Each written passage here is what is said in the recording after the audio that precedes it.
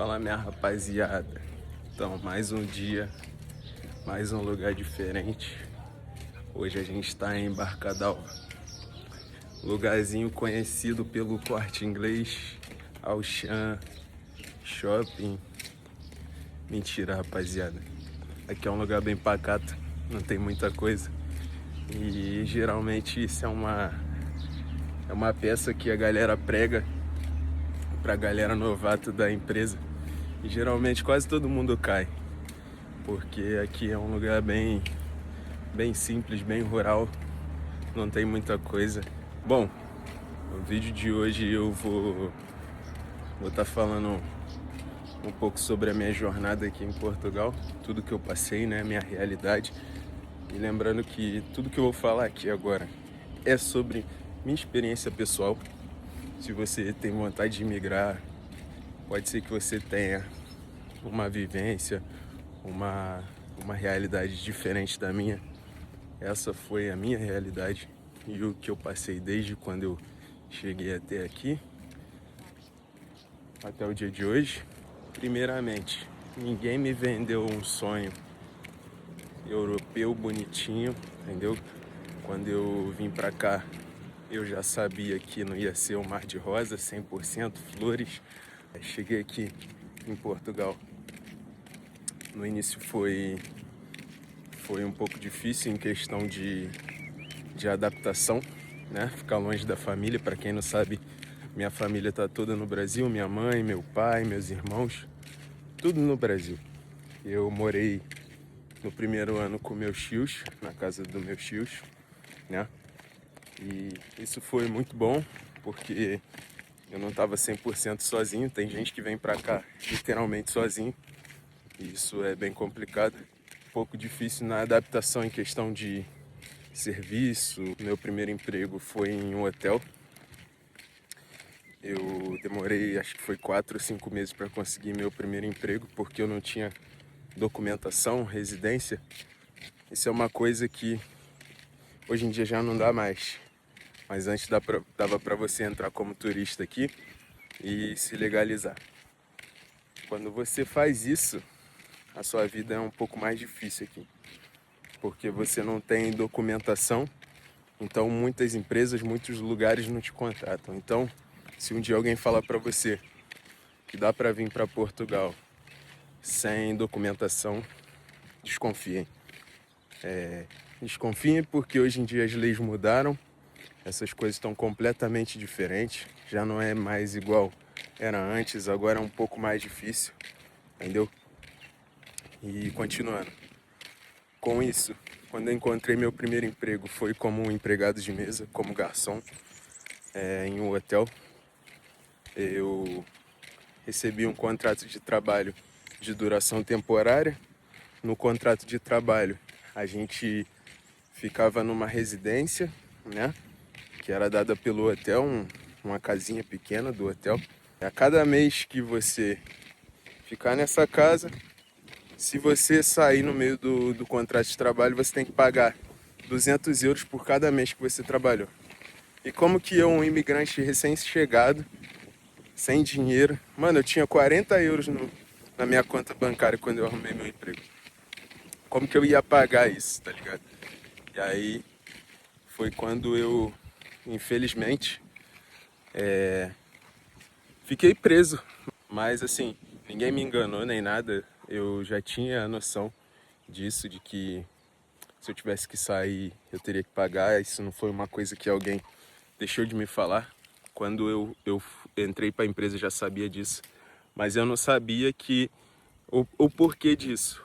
É porque naquela empresa fazíamos muitas horas de trabalho, em questão de hotel, de empregado de mesa. E isso acaba sendo muito difícil. É um serviço bem puxado, é um serviço bem difícil. E nesse hotel, além de ter essa questão do serviço ser bem puxado, eu ainda tive a infelicidade de conhecer pessoas.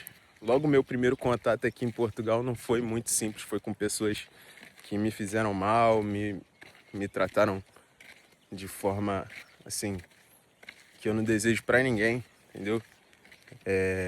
Felizmente encontrei pessoas boas, conheci pessoas boas, fiz amizades que eu hoje em dia levo pra vida, mas foram poucas as pessoas boas. Infelizmente foram muitas pessoas ruins que eu trombei nesse meu início aqui em Portugal.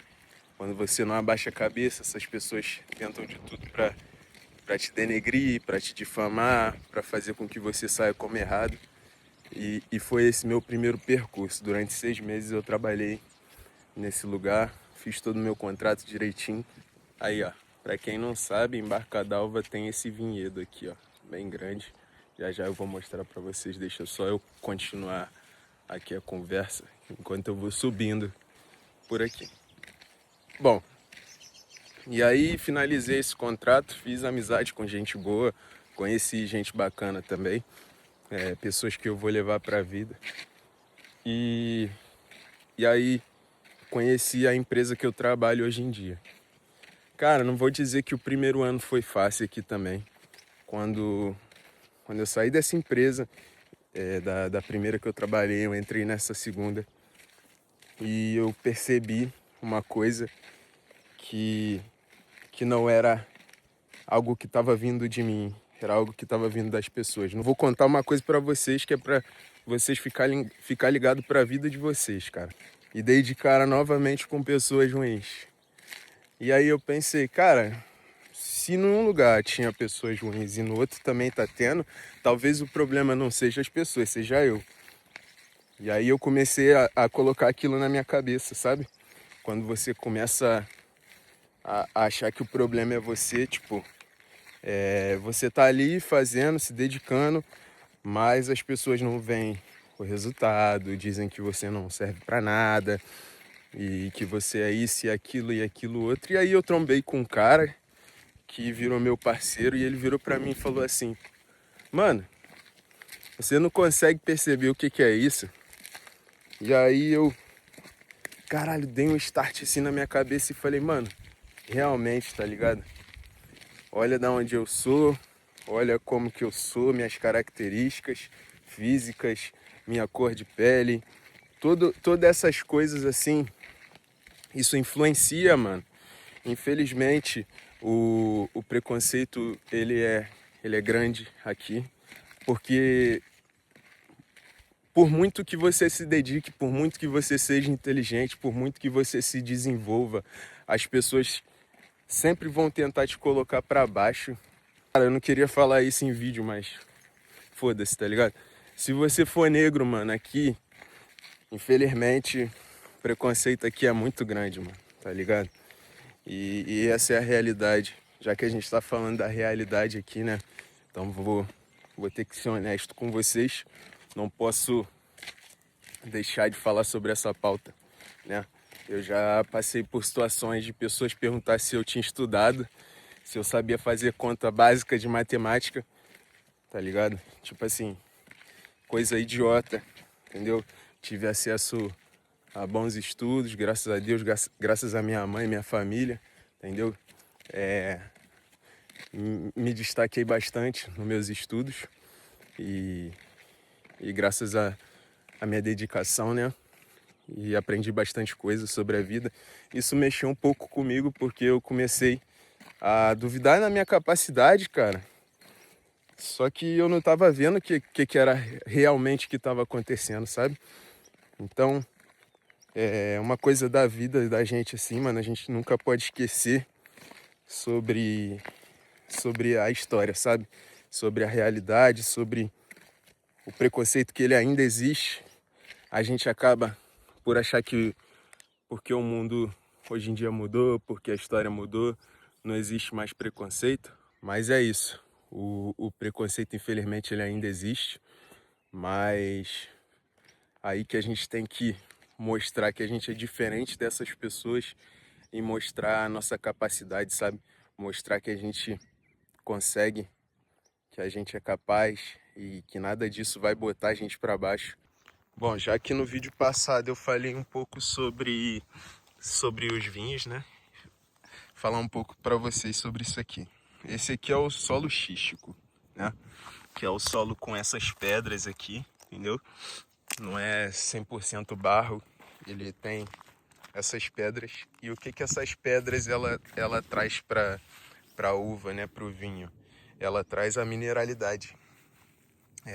Traz a mineralidade e faz com que o vinho ele tenha essa questão do mineral dentro dele. Olha aí onde a gente está. Para quem não sabe, isso aqui é Barca d'Alva. Barca d'Alva está localizada no Douro Superior, entendeu?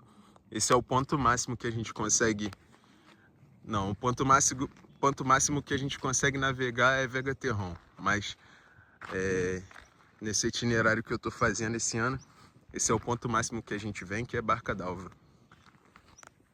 E é aquilo que eu falei no vídeo passado, né, mano? É mato, mato, mato, mato pra todo canto.